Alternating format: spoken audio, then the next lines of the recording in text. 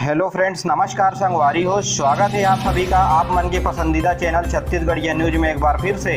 ये जानते हैं आपके लिए आज के खबरों में क्या कुछ खास है। 31 मई के बाद रायगढ़ जिला अनलॉक होने के लिए तैयार है। बस ऑपरेटर फिर भी बस के परिचालन के लिए तैयार नहीं है। सरकार के द्वारा टैक्स माफ न होने और किराए में वृद्धि नहीं होने की वजह से बस संचालक अभी बस चलाने के लिए तैयार नहीं है। ऐसे में अनलॉक के बाद बस यात्रियों की मुश्किल बढ़ सकती है।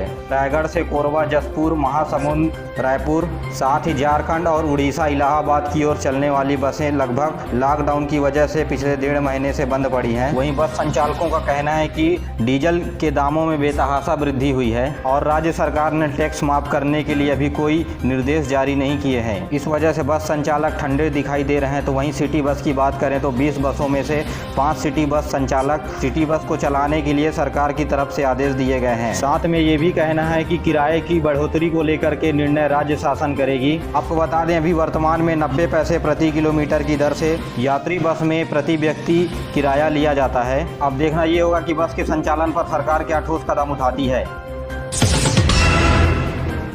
बीते दिनों शनिवार को छत्तीसगढ़ के पहले मुख्यमंत्री अजीत जोगी की पहली पुण्यतिथि पर उनको याद किया गया और उनके गृहनगर गौरेला में उनके समर्थकों ने उनको श्रद्धा सुमन अर्पित की और पार्टी के अध्यक्ष अमित जोगी और उनकी पत्नी रेणु जोगी ने ज्योतिपुर स्थित उनके कब्र में पहुंचकर उनको याद किया और उन्हें श्रद्धांजलि दी गई और श्रद्धा के फूल अर्पित किए गए। गौरेला के जोगी सार में 29 अप्रैल 1946 को जन्मे स्वर्गीय अजीत जोगी IAS IPS के साथ छत्तीसगढ़ के प्रथम मुख्यमंत्री भी रहे। बीते साल 29 मई को रायपुर में इलाज के दौरान उन्होंने अंतिम सांस ली। आज जोगी समर्थकों की आंखें जोगी को याद कर नम हुई। छत्तीसगढ़ के कोरिया जिले के मनिंदगढ़ में हसदेव नदी के तट पर मिले उपस्थित समुद्री जीवाश्मों को संरक्षित करने के लिए योजना बननी शुरू हो गई है। वन विभाग इसे बायोडाइवर्सिटी हेरिटेज घोषित कर जैव विविधता पार्क बनाने का प्रयास कर रहा है। दरअसल सर्वे के बाद आर्कियोलॉजिकल सर्वे ऑफ इंडिया ने छत्तीसगढ़ के इस धरा पर समुद्र होने की भी पुष्टि की है। हालांकि इस क्षेत्र पर समुद्री जीवाश्म की चर्चा पिछले 1 सालों से हो रही है। मनिंदगढ़ में आवा खेरवा गाँव के पास हसदेव नदी और हसिया नाला के बीच का क्षेत्र जीवाश्म से भरा पड़ा है। इसलिए वन विभाग की टीम ने यहाँ बायोडाइवर्सिटी टूरिज्म में विकसित करने की योजना बनाई है, जिस वजह से इस क्षेत्र में रिसर्च के भी नए रास्ते खुलेंगे। कोरोना के कहर का सबसे बड़ा असर सिनेमा घरों में पड़ रहा है। लगभग 1.5 साल से बंद पड़े सिनेमा घरों के संचालक कर्जे में डूब गए हैं। कुछ संचालकों ने तो सिनेमा घर से अपने हाथ ही खींच लिए हैं। पिछले साल प्रदेश में 50 से अधिक सिनेमा घर थे, जिसकी संख्या घटकर अब महज 41 ही रह गई है। दरअसल मेंटेनेंस, स्टाफ, बिजली बिल और टैक्स के खर्चे लाखों में होते हैं। सिनेमा घरों में करीब 2 दर्जन से अधिक कर्मचारी काम करते हैं, तो वहीं मल्टीप्लेक्स में इससे ज़्यादा संख्या में कर्मचारी मौजूद होते हैं। संक्रमण की पहली लहर से सिनेमा घर अब तक केवल 2-3 महीनों के लिए खोले गए हैं। संचालकों ने यह भी कहा कि सिनेमा घर खुलने के बाद बड़ी संख्या पर दर्शक नहीं पहुंचे और सभी बड़ी फिल्में OTT प्लेटफॉर्म पर रिलीज हो रही है। संचालकों का यह भी कहना है कि सरकार की तरफ से हमें टैक्स में कोई राहत नहीं दी जा रही है। ऐसे में हमें मेंटेनेंस के चक्कर में बैंक से कर्ज लेना पड़ रहा है।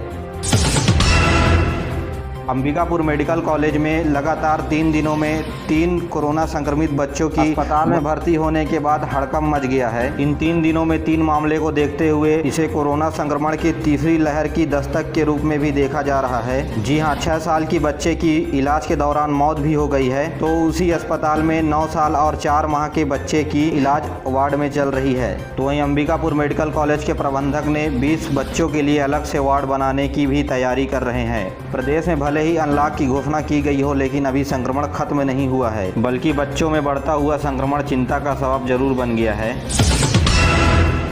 भाटापारा की कृषि मंडी उपज में हंगामा हुआ है। मंडी में धान आवक ज़्यादा होने से खरीदी मूल्य कम कर दिया गया है, जिस वजह से कुछ किसानों ने तो धान बेचने से मना कर दिया है। इस वजह से मंडी भी बंद हो गई है। किसानों का कहना है कि हमें उपज का उचित मूल्य नहीं मिल पा रहा है। आपको बता दें कि छत्तीसगढ़ की सबसे बड़ी मंडी भाटापारा में किसानों की उपज 800-900 रुपये प्रति क्विंटल की दर से खरीदी जा रही है। तो वहीं किसानों का कहना है कि हमें 1300 रुपये प्रति क्विंटल से अधिक का उचित मूल्य मिलना चाहिए।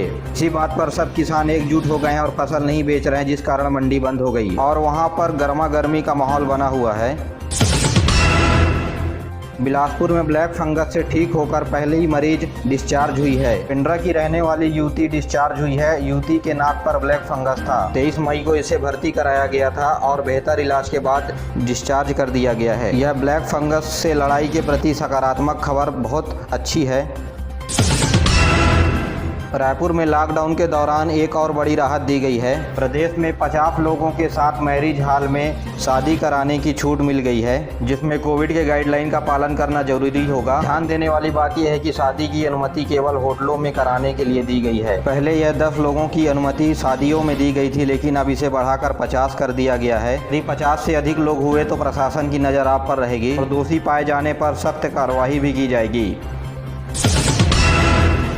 मध्य प्रदेश के बालाघाट से सटे सरगुजा संभाग में नक्सली एक बार फिर से अपना नेटवर्क फैलाने में लगे हुए हैं। सरगुजा संभाग के बलरामपुर जिले में पुलिस ने एक नक्सली को पकड़ा, जिसके बाद से एक बार फिर आशंका होने लगी है कि नक्सली एक बार फिर से अपना शहरी नेटवर्क बनाने में लगे हुए हैं। मामले पर कैबिनेट मंत्री और बलरामपुर के विधायक अमरजीत भगत का कहना है कि हर कोई अपना नेटवर्क फैलाता है और नक्सली भी वही कर रहे हैं और पुलिसियों की नेटवर्क को तोड़ने के लिए कामयाब होने वाली कोशिश कर रही है।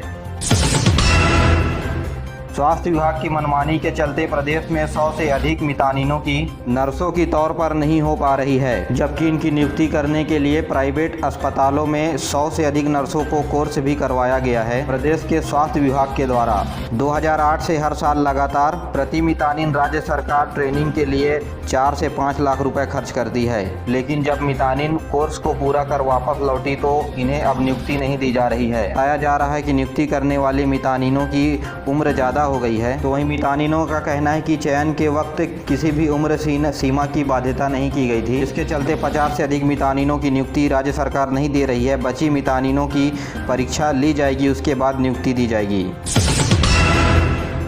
छत्तीसगढ़ में एक बार फिर से डॉक्टर हो गए नाराज। जी हां, 800 ब्रांडेड डॉक्टर यानी संविदा चिकित्सक अब इस्तीफा देने के मूड में है। वजह यह है कि सरकार की तरफ से लिया गया फैसला, इसके तहत इन डॉक्टरों को दिया जा रहा 75,000 वेतनमान से घटाकर 55,000 रुपये दिया जा रहा है। फैसले से डॉक्टर नाराज हैं और डॉक्टरों का कहना है कि संक्रमण काल के समय हमें 75,000 दिया जा रहा था, लेकिन अब इसे प्रोत्साहित कर रहे थे, लेकिन अब हमारा हौसला तोड़ने का काम हो रहा है। सरकार पूरा वेतन नहीं दे सकती है तो हमारा संविदा का ब्रांड हटा दे। इस वजह से करीब रायपुर के 800 डॉक्टर स्ट्राइक पर चले गए हैं।